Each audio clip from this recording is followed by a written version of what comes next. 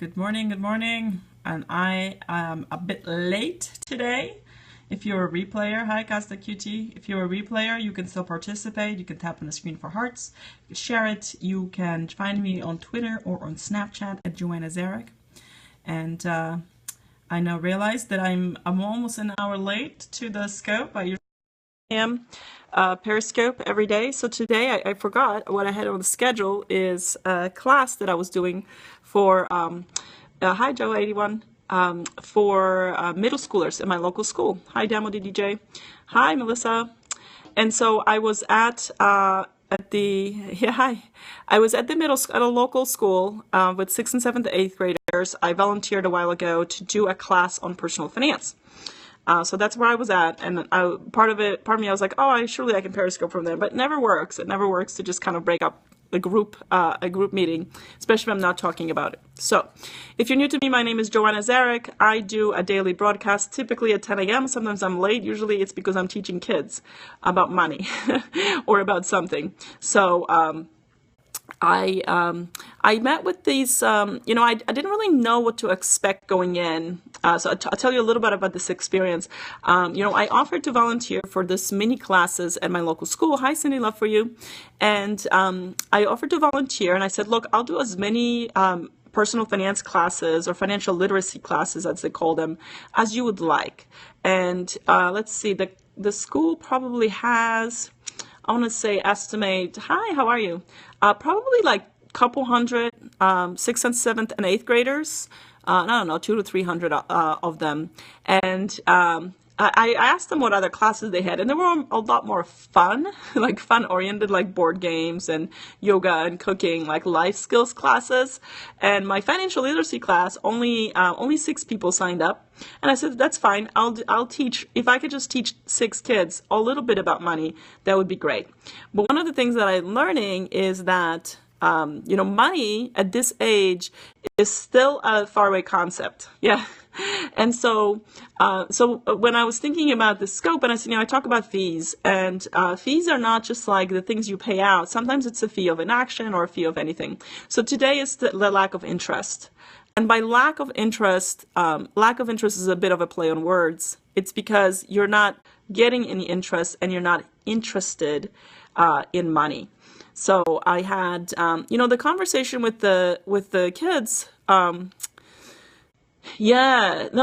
hear that, when I'm meeting with a lot of adults, I say, there's just never a time. And here's the challenge. So I met with these small group of 6th, 7th, and 8th graders.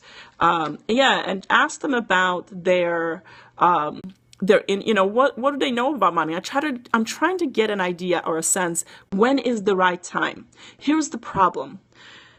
It's hard to devise a financial education program that's actually relevant, right? Because, those kids, not everybody in their age group has money. These were the kids who are actually interested in the topic. And so one kid is, his dad is, first of all, what I learned is parental influence is one of the most significant impacts in someone's success in their financial future. So if you have, I wanted a job, right? Yeah, and some of them have little jobs, right? So I asked them about allowance. Like a couple of them get allowances for chores, and 2 of them have jobs. This girl said, "I'm tutor my neighbor's kids in math," and I was like, "Fantastic, $10, And the other kid was like, "I shovel my neighbor's walkway for $25 a month," right? So a couple of those kids were already earning money outside of the house, a little bit, and then a couple of them get an allowance, and a couple of them didn't really have, a source of income, right? We talked about income, talked about investing. One of the kids actually invests. He's like, I have 4 shares of Ford, and I have, 2 shares of Coca-Cola, right? So he's really like, and the kid's ambitious, clearly. And others, can I study successful money people and others who are homegrown? Tell me a little bit more what you mean by homegrown. Because everybody's a little bit of homegrown versus like maybe if they had money. I actually think of it as like people who create wealth in from nothing, and then people who are born into it. So that's probably the difference. But the thing to take away is if you have children, right, one of your biggest gifts to them is to teach them about how money works. And the way you do it is you learn yourself, you practice it, and you share it with them, right? So the two boys, which is again very stereotypical, and their dads talked about money and talk about investing, and their fathers are interested in investment. Now, as you may know, I'm very strong. Started with nothing to buy stock. Yeah. Okay. I think that's I like that. I like that idea to have that. I think it's a very different, and it grew from nothing. Yeah. I think that's actually a lot of stories. When you have like Millionaire Next Door, a lot of them are first generation wealthy. But I think it's sometimes it is about diverting people's attention, because one of the things I asked them, like, why do you work? Like, what do you do with your money? And of course, yeah, most of them are spending money, but some of them were like saving money, right? And the one kid was like investing money. And I asked the other kid, when do you want to become an investor, right? And he's like, yeah, I think I'll become an investor after college, after I have a job, right? The challenge I have for everyone is figure out how you can become an investor today, right now. I'm looking around because I need a cord before my phone dies because okay, well, good for you. You can enjoy your life. So anyhow, we have, sorry, I'm just going to plug it in so I don't drop off mid-sentence. So it was very eye-opening because one of the power, you're right? Like some of those concepts, I'm a big fan though of, I feel like application is it's such a more powerful thing. Like the kid that does have stock, that kid is interested. The kid is interested in the stock market. I asked him what he wants to do in life. That guy wants to be a real estate mogul, right? Like he's got goals, right? Because he's already learning. Like when you learn some of the basic and they apply to you, right? Because mostly we're interested in things that apply to ourselves. Like we're just, as creatures, we're very, very self-centered. That's why I tell everybody, become an investor now. Because even if you're investing just $100, you all of a sudden pay attention to the things that matter, right? And that matter to you personally, right? So you learn about how the stock market works. And all of a sudden you're like, and when you get that statement at the end of the year that you made a little bit of money, but then you have to pay tax on it, all of a sudden tax is interesting too, right?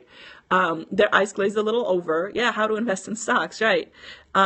Just get started, right? And I always tell people the easiest way is what's already available to you. If you have a 401k at work, start right now. If you don't, open an IRA, start right now. Start with mutual funds. Like, be smart about it, right? Like, I don't invest in individual stocks. I mean, I have some holdings of individual stocks. Mostly they're like what my husband had, and then like I had one stock. I bought one stock. It is. And so, those kids, one of the things that I keep thinking about, so my children are really small, so they're not really work age, but when they're old enough to make any type of money, they will work, and I will fund their Roth IRAs. My friend Melissa, who's on, and I talk about it a lot, is funding Roth IRAs for your children is one of the biggest impacts you can make, because it's a lifetime of tax-free growth that comes out tax-free.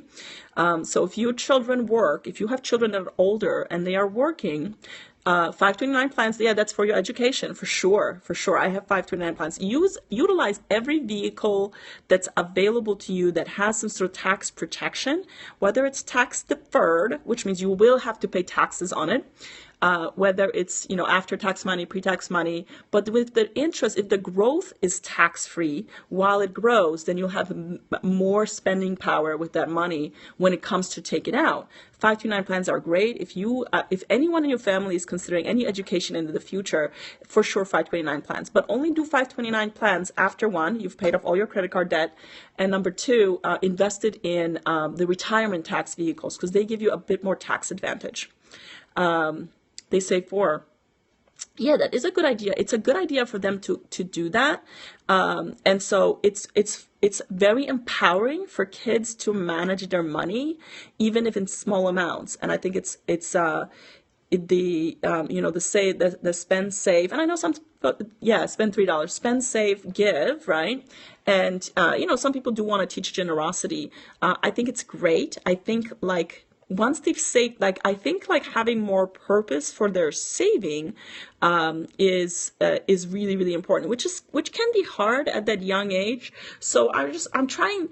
Here's what I was trying to do as I was trying to talk to these youngsters. I try to remember, like, what did I know about money when I was their age? Not much. Like, I knew how to hold on to it. I was like when I look back at it, like one of my innate abilities is I'm an extremely good saver. Like, as in I hold on to money. And that's really, really important because I just had this sense of like, I didn't want to run out. And so and I always say, I saved the first $1,000 that I earned, but it's not true. The first $1,000 I gave back to my parents because they needed the money. So I was working, when we were in the US, I was working as a babysitter for $2 an hour. And I saved all this money. I never bought anything. I never spent on myself at all, which I continue to do. And so you always look at your history and you're like, when did that start? It's always been that way. But I have, but for the savings, it's really important. And what's a little unfortunate in today's economic environment, is that there is no savings rate. What I mean is, like, if you put money in the bank in a savings account, it's not a good teaching tool because that money doesn't grow. Like my husband was telling me, he used to go to the bank and, have the passbook. But a bank account, if you can get him a free, yeah. So it's not really good tool on the compounding, but one of the things that you can do is teach him banking. So banking is a very important skill set. And by the way, not everybody has it. There's a huge population in our country that it's called unbanked, like people who do not use bank accounts. When you don't use bank accounts because you're afraid or someone, you're just working paycheck to paycheck or on cash flow, or maybe in cash, there's a lot of institutions that take advantage of you because you're not participating in it, right? Like payday loans and all kinds of things. Yeah, I know, it's not as nice. It's not gonna, that Rolex is not gonna buy you medication when you need it. It's not gonna take you to, it's not gonna access your food. It's not gonna give you shelter. I know, but people have, they're marketed much more from the Rolex, right? From the company. Yeah, not many banks, it's what I find is effective, make more money, right? That's always, you have a weed card. You can definitely make more money. And I that was the first thing I emphasized with those kids. I said, income in whatever forms is what you gotta go after. You gotta figure out how you make income. You gotta add value to the world. Salary is just one form of income. Talked about business and entrepreneurship and passive investing. So for sure I covered all those things. Yeah, I think it's important for your kids to learn banking early on, and it's enough. And so the banking concept. So make sure it's obviously a fee-free bank account, which I think is one of the challenge in. Some people get signed up for a bank account that's not right for them, and it charges them fees, and they lose money. I was saying some of the things is if there's employers who are larger, mid-sized to large employers. Yeah. So I have. You're right. Some of the fee frees come with a contingency, like a minimum balance, and you're right. The senior comments, people will run into problems. Interest. Oh, okay. Interest on credit cards or interest in banks? Because in the U.S., there's like zero. You put your money in a bank and it doesn't pay back anything. So definitely some banks require a direct deposit. Credit unions. Yes, credit unions will usually offer a lower fee. Sometimes they'll have a minimum balance. By the way, having a minimum balance in your checking account is not a bad idea, right? Like I would encourage you to figure out what can I do and shop around. So I have a business account that's free of fees. A TCF bank. There are banks that specialize in lower fees or no fees accounts. Sometimes when you go to the major banks, they really try to either discourage or just kind of be predatory over people who don't have a lot of cash. But a lot of times a direct deposit will waive the fee, right? So make sure you do. I do not pay bank fees. I have multiple bank accounts. What are the skills to start saving? first you got to make sure you first understand like the income, how much money's coming in and how much money's going out. Like tracking your money is actually a really important skill like actually before you start saving, just tracking your expenses, right? Knowing what things cost. Pay all that off first for sure. If you have any credit card debt, please focus on that first. That is double-digit interest, which is anything over 10% interest rates when you get charged that interest, is really going to eat into any financial goals you may have. It's just math. And it also says that you've overspent what you haven't earned yet, which means you've got to get that under control. So the way to save is really to get an understanding of your money and where it's going. So for example, I'm a big supporter and encourage people to do the mint.com, which is an aggregate of all your transactions. This way you don't have to log into 10 different places. If you're not using Mint yet, if you're very simple, you have one bank account, one credit card, log into it and see, right? Like see, can you categorize all your stuff? That's why I like Mint, because it gives you more flexibility. Like your bank account is a readout. Your credit card account usually just reads out where you spend your money. In Mint, you have the ability to control the categories, because you need to know how much your household expenses are, how much your food expenses are, your transportation, right? Your basics. You got to figure out your basics. Then you got to ask yourself, am I earning enough money to cover? And unfortunately, a lot of people are just not in jobs that are earning them more money. So then ask yourself, how can I make more, right? If you've been in a job for a few years, for a year or two, you should be building skills and asking for a raise. If your company is not the type of company that gives out raises, start looking for a new job. Like you might have to do some things that are uncomfortable. But if you're not making ends meet, that's not going to solve it. The problem's not going to get solved. So I really encourage you to do that. So for me, saving starts with knowing where your money's going. Then having a goal, right? Like if you have a goal, you are much more likely to save than if you're just like saving is a good idea. Like don't make saving an idea. Make it have a purpose. Make it have a goal. And that's why, saving is a first step before investing, right? Because you have to have enough money to invest. Great, exactly. It's not funny. It's actually amazing. Like that's it. That's what I'm talking about, right? Like you were like, I have a source of additional income and I'm maximizing. If you are like, that's what I want to hear. You are on the right path, right? You said, how can I max out my 401k? Hello from Ukraine. You say, how can I max out my 401k? If I don't have enough cash flow for my salary, I have this other income source, and boom, right? You're putting your money in. That's the right answer, right? That's what I'm trying to get across. And makes your car payment. Make sure, car tax deductible, right? Like, because the Uber income eventually you have to declare. I don't know. I've never done those services, so I don't know what the income is. Eventually, I'll probably come across. I learn so much from the families that I help, that I just sit down with and look at their financial situation. I learn a ton because I have limited experience when it comes to money. Why? Because I've never had credit card debt. I always pay. I was like, a crazy person, always pays off their bills, and I always understand. Always make sure I have enough. So I don't know what it's like to do credit. Like, I just know it's the right thing. But there are people I come across that I see like they have different situations. I learn from them a ton. And then when I learn from that, I can share it with everybody else. I'm like, hey, here's an actual situation of an actual person that did these things, and it really worked for them. So I'm so happy to hear that you're doing the Uber thing, because that's my thing. I'm like, I keep giving this advice, like get a side job, because you can make extra money. And you're someone who's like, hey, I did this and it's awesome. And I think you're like way ahead of the game when you're doing it, because you're not limiting yourself to just your job, and you're really flexing your income. So awesome.